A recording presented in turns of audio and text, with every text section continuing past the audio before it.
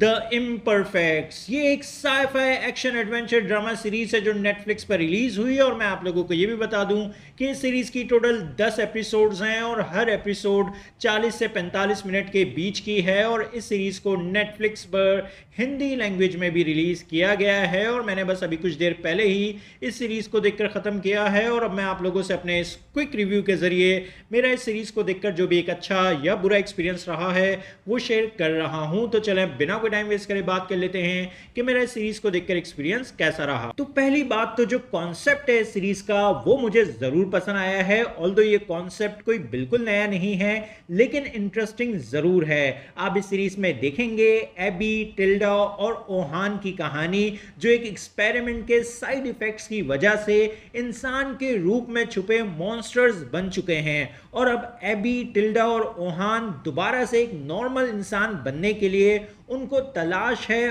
उसी evil scientist की जिसने उनको मॉन्स्टर बनाया है। तो क्या एबी, टिल्डा और ओहान उस इविल साइंटिस्ट को ढूंढ पाएंगे या नहीं और इन तीनों को अपने इस मिशन में किस तरह की मुश्किलों का सामना करना पड़ता है वही सब कुछ आपको इस सीरीज में देखने को मिलेगा। और अब मैंने आप लोगों को अभी तक जो कुछ इस सीरीज की कहानी के बारे में बताया वो सुनकर हो सकता है आप लोगों को ये लग रहा हो कि ये एक बहुत ही मजे की सीरीज होगी और देखकर बहुत मजा आएगा। और यकीन करें जब मैंने भी इस सीरीज का ट्रेलर देखा था तो मुझे भी ऐसा ही कुछ लग रहा था, लेकिन अब जब मैंने इस सीरीज को देख लिया है तो यकीन करें मैं इस सीरीज को देखकर काफी ज्यादा डिसअपॉइंट हुआ हूं क्योंकि एक बहुत ही इंटरेस्टिंग से कॉन्सेप्ट को इस शो में पूरी तरह से वेस्ट किया गया है। पहली बात, अगर आप इस शो को इस माइंड से देखेंगे कि इस शो में आपको एक्शन देखने को मिलेगा तो एक्शन तो इस शो में ना होने के बराबर है।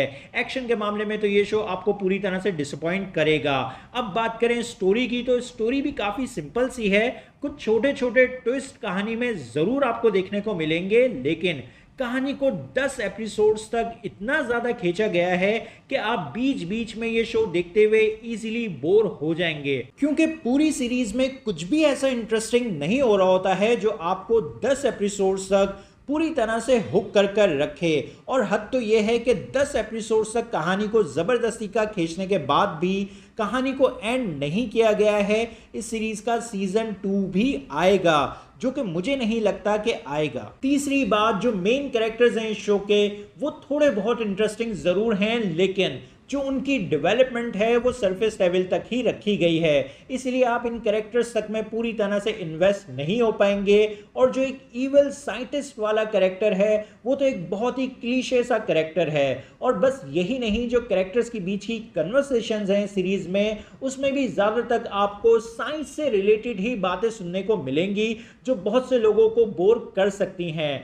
बस हाँ, जो एक्टर्स की परफॉर्मेंसेज हैं इस सीरीज में वो ठीक ठाक हैं, जो शो का म्यूजिक है, जो ओवरऑल प्रोडक्शन क्वालिटी है वो सब कुछ अच्छा है। इन शॉर्ट ये सीरीज मेरे लिए तो एक डिसअपॉइंटिंग एक्सपीरियंस था, इसलिए मैं सीरीज को रेट करूंगा 5 आउट ऑफ 10 और आप लोगों से बस इतना ही कहूंगा कि शो पर अपना टाइम बिल्कुल भी वेस्ट ना करें। लेकिन फिर भी अगर आप में से कोई ये शो देखना चाहता है तो उससे बस मैं इतना ही कहूंगा कि एटलीस्ट इस सीरीज के सीजन 2 की अनाउंसमेंट तक का वेट कर लें क्योंकि अगर नेटफ्लिक्स ने इस सीरीज के सीजन 2 को कैंसिल कर दिया तो फिर सीजन 1 की 10 एपिसोड्स पर अपना टाइम लगाना सिर्फ टाइम वेस्ट होगा और कुछ नहीं।